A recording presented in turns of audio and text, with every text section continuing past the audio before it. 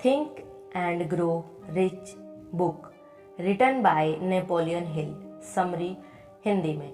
इस बुक में 13 स्टेप बताए गए हैं जिनसे आप अमीर बन सकते हैं। इस बुक में बताया गया है जो हमारा मस्तिष्क सोच सकता है वह कर भी सकता है। First step to become rich, burning desire. सभी उपलब्धियों का शुरुआती कदम होता है सफल होने की इच्छा। यही हमारा पहला कदम है। यहाँ पर ऑथर कहते हैं कि इच्छा ही सब कुछ है। दौलत निश्चित रूप से आती है अगर उसे हासिल करने की इच्छा हो। ऐसी इच्छा जो हमारे दिलो दिमाग पर हावी हो जाए, यह एक स्थायी मानसिक अवस्था बन जाए। फिर इसके पीछे लगन से जुटकर उसे हासिल किया जा सकता है। हमारी जो भी प्रबल इच्छा होती है वह मूर्त रूप लेने का रास्ता खोज ही लेती है। ऑथर का छोटा बेटा जन्म से गूंगा और बहरा था। डॉक्टरों ने कहा था कि वह कभी भी ठीक नहीं हो सकता, लेकिन नेपोलियन हिल और उनकी पत्नी की प्रबल इच्छा थी कि वह बोले। फिर कई सालों बाद ऐसा हुआ भी, जहां ऑथर अपनी प्रबल इच्छा की ताकत बताते हैं, जिसके चलते उनका बेटा पूर्ण रूप से स्वस्थ हो गया। मस्तिष्क की कोई सीमा नहीं होती सिवाय उन सीमाओं के जिन्हें हम मान लेते हैं। Second step to become rich, faith. आस्था जो हमारी इच्छा को हासिल करने का विश्वास देती है। सकारात्मक भावनाओं में जो सबसे सशक्त भाव होते हैं वह 3 तरीके के होते हैं: आस्था, प्रेम और वासना। आस्था का मतलब है कि हम बार बार अपने अवचेतन मन यानी कि सबकॉन्शियस माइंड को निर्देशित करते हैं अपने इच्छा के प्रति, अपने लक्ष्य के प्रति। अगर आपके अवचेतन मन में आपकी आस्था ने घर कर लिया तो उसे सच साबित होते कभी देर नहीं लगती। अगर नकारात्मक बातें हम अपने दिमाग में भरेंगे तो उसके नकारात्मक परिणाम ही होंगे। यदि सकारात्मक निर्देश हम अपने दिमाग को देंगे तो उसके सकारात्मक परिणाम ही होंगे।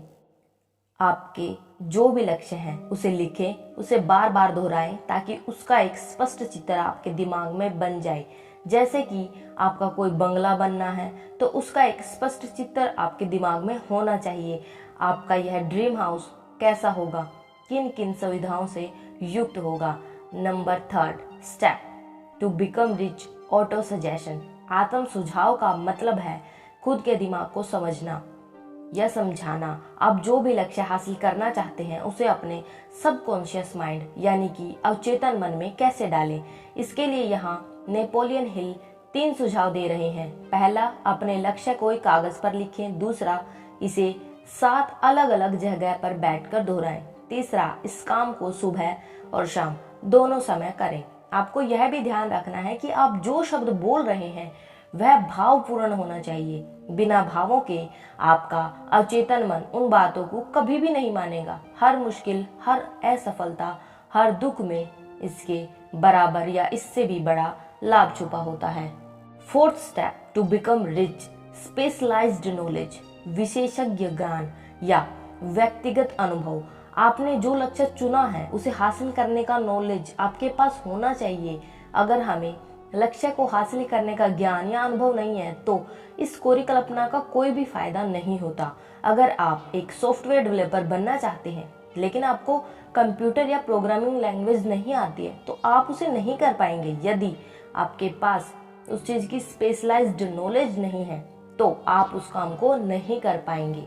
एक और रास्ता मास्टरमाइंड ग्रुप का है। अगर आप एक मास्टरमाइंड ग्रुप अपने पास रखते हैं यानी कि ऐसे लोगों का ग्रुप जो उस काम का मास्टरमाइंड हो, तब आप उस टीम के सहारे कुछ भी कर सकते हैं। इसका सबसे बेस्ट एग्जांपल है हेनरी फोर्ड, जिन्होंने अपनी टीम के चलते $1 बिलियन की वर्ल्ड फेम कंपनी बनाई। Fifth step to become rich, imagination, a brain workshop.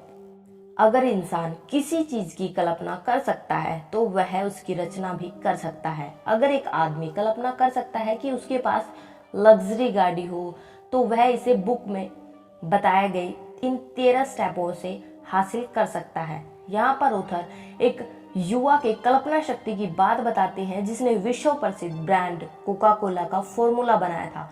उसके पास यह कल्पना नहीं थी यह सॉफ्ट ड्रिंक कभी इतना बड़ा ब्रांड हो सकता है, लेकिन जिस युवा को उसने यह फॉर्मूला बेचा उस युवा के मन में था कि मैं इस पूरी दुनिया में बेचूंगा, उसने यह कर भी दिखाया। 6th step to become rich, organised planning. आप जो भी चीज हासिल करना चाहते हैं, आपकी आपकी एक निश्चित योजना बनानी पड़ेगी। यह चीज मुझे कैसे मिलेगी? प्लानिंग बनाने के लिए ऑथर बताते हैं एक एक्सपर्ट टीम की जो योजना बना सके। ऑथर यहाँ एक सजेशन भी देते हैं, अगर आपकी यह योजना असफल हो जाए तो आप डरे नहीं, लक्ष्य को निर्धारित करें, आपकी प्लानिंग चेंज करें और आगे बढ़ें। 7th step to become rich, the ability of decision making. निर्णय लेने की क्षमता का विकास करना, यानी कि टाल मटोल करने की आदत पर विजय पाना। यह गुण हेनरी फोर्ड के सबसे उत्कृष्ट गुणों में से एक था। वह निर्णय को तत्काल रूप से लेते थे, उस पर अडिग रहते थे। ऑथर कहते हैं कि राय दुनिया की सबसे सस्ती वस्तु होती है, इसीलिए अपने निर्णय खुद लें। जो लोग निर्णय लेने की ताकत रखते हैं उन्हें पता होता है कि वह क्या करना चाहते हैं। अनिर्णय की क्षमता कुछ लोगों में बचपन से ही शुरू हो जाती है, जिसे निर्णय लेने की क्षमता में बदलना जरूरी है।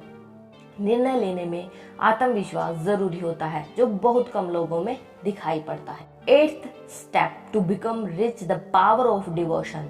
सोचिए और अमीर बनिए। द पावर ऑफ डिवोशन यानी लगन की शक्ति। लगन के पीछे कोई बड़ा अर्थ नहीं छिपा हुआ है, लेकिन यह गुण इंसान के लिए उतना ही महत्वपूर्ण है जितना कि स्टील बनाने के लिए कार्बन। आज अगर हम आधुनिक युग में टेक्नोलॉजी और इंडस्ट्री में सफल हुए लोगों पर नजर डालें तो हम देखेंगे कि उन सभी व्यक्तियों में से एक कॉमन क्वालिटी होती है, उन सभी को अपने काम में लगन होती है। नेपोलियन हिल बताते हैं कि लगन को कैसे विकसित किया जाए। इसके लिए आप 4 रास्ते अपना सकते हैं। पहला, निश्चित लक्ष्य। दूसरी, निश्चित योजना। तीसरा, एक सकारात्मक सोच। चौथा, एक या अधिक लोगों के साथ गठबंधन जो हमेशा आपको प्रोत्साहित करें। यहाँ लेखक का मतलब है mastermind group. 9th step to become rich, improve self power. स्वयं की शक्ति को बढ़ाना। स्वयं की शक्ति को कैसे बढ़ाया जाए, इस बारे में ऑथर कहते हैं अगर आपके पास पावर है तो आप सब कुछ हासिल कर सकते हैं। बिना पावर के आप कितनी भी प्रभावशाली योजनाएं क्यों न बना लें, उसमें आप सफल नहीं हो सकते। अमीर बनने के लिए पावर का होना बहुत जरूरी है। अब बात आती है कि ब्रेन पावर को कई गुना कैसे किया जाए। How to increase your brain power. यहाँ नेपोलियन हिल एग्जाम्पल देते हैं बैटरीज का। अगर एक बैटरी की जगह कई बैटरी का समूह बनाकर पावर जनरेट की जाए तो बहुत ज्यादा पावर प्राप्त होती है। यानी जब तक एक से अधिक दिमाग एक साथ काम करेंगे तो आपकी शक्ति में अपने आप इजाफा होगा। यहाँ पर उधर टीम वर्क की बात करते हैं। 10th step to become rich, sex transformations. Sex energy का रूपांतरण मतलब एक तत्व या ऊर्जा का दूसरे रूप में बदलना। लोग सेक्स को सिर्फ शारीरिक सुख के रूप में लेते हैं, लेकिन नेपोलियन हिल इसके पीछे 3 संभावनाएं देखते हैं। पहली संभावना है मानव जाति का स्थायीकरण। दूसरा, स्वास्थ्य बढ़ाना। तीसरा संभावना सबसे अधिक महत्वपूर्ण है, रूपांतरण। सेक्स एनर्जी का रूपांतरण मतलब के द्वारा औसत दर्ज का व्यक्ति जीनियस बन सकता है। सेक्स एनर्जी को अगर पॉजिटिव एनर्जी में कन्वर्ट किया जाए तो कोई भी आदमी जीनियस बन सकता है। कुछ लोग काम वासना के कारण खुद को नीचे गिरा देते हैं बजाय कि ऊपर उठाने के। नेपोलियन हिल बताते हैं पुरुष की सबसे बड़ी प्रेरक शक्ति होती है महिला को प्रसन्न करने की शक्ति या इच्छा, जो कि सदियों से चली आ रही है प्रेस्टोसाइज एज से। अगर महिलाओं को हटा दो तो कितने ही काम नीरज और बेजान हो जाएंगे, लेकिन काम वासना का रूपांतरण जरूरी है। यदि इसी एनर्जी को दूसरे रचनात्मक कार्यों, क्रिएटिव वर्क में लगाया जाए तो यह बड़े से बड़े असंभव काम को भी संभव कर सकती है। लेकिन काम वासना से लिपटा हुआ आदमी कभी सफल नहीं हो सकता। 11th step to become rich, control of subconscious mind. अवचेतन मन पर नियंत्रण करना। अवचेतन मस्तिष्क वह क्षेत्र है चेतन मस्तिष्क के द्वारा 5 इंद्रियों के माध्यम से जो बातें पहुंचाई जाती हैं उन सभी का रिकॉर्ड दर्ज होता है। यह विचार और छवियों को ग्रहण करता है, चाहे वह जैसी भी हो। अगर हम अपने अवचेतन मन तक सकारात्मक विचार पहुंचाएंगे तो वह सकारात्मक रहेगा, वहीं अगर नकारात्मक विचार पहुंचाएंगे तो नकारात्मक बैकअप ही रखेगा। नेपोलियन हिल के द्वारा कुछ सकारात्मक भाव का उल्लेख किया जा रहा है, जो है इच्छा, आस्था, प्रेम, वासना, उत्साह, रोमांस और आशा, जो नकारात्मक भाव की श्रेणी में आते हैं, जिनको हमें हमेशा अपने माइंड से दूर रखना है। वह है डर, ईर्ष्या, घृणा, लालच, क्रोध, प्रतिशोध, अंधविश्वास। 12 स्टेप टू बिकम रिच और फ्रेश ब्रेन। हम सबका मस्तिष्क 2 तरीकों से काम करता है। हमारे मस्तिष्क में 2 तरीके के सिस्टम होते हैं। एक होता है ब्रॉडकास्टिंग सिस्टम, दूसरा होता है रिसीविंग सिस्टम। मस्तिष्क की शक्ति अमूर्त होती है। इतिहास गवाह है, दुनिया में जितनी भी महानतम शक्तियां हैं वह सब अमूर्त ही होती हैं। आप हमेशा अपने दिमाग को अपडेट रखें, अपने दिमाग को हमेशा फ्रेश रखें। अपना ब्रॉडकास्टिंग और रिसीविंग दोनों सिस्टम एकदम सही काम करने चाहिए। 13th step to become rich to the use of 6th sense. छठी इंद्रिय का प्रयोग। नेपोलियन हिल एक महत्वपूर्ण बात याद दिलाते हैं कि सफलता की सीढ़ी पर ऊपर की तरफ कभी भीड़ नहीं होती। शेष 12 सिद्धांतों को पूरी तरह अपनाकर ही आप इस 13वें सिद्धांत का यूज कर पाएंगे। विज्ञान अब तक इसकी खोज में नहीं कर पाया है कि छठी इंद्रिय वास्तविकता में क्या है। यह ही वह रचनात्मक कल्पनाशीलता है जिसके द्वारा विचार और योजनाएं आपके दिमाग में कोंदित है।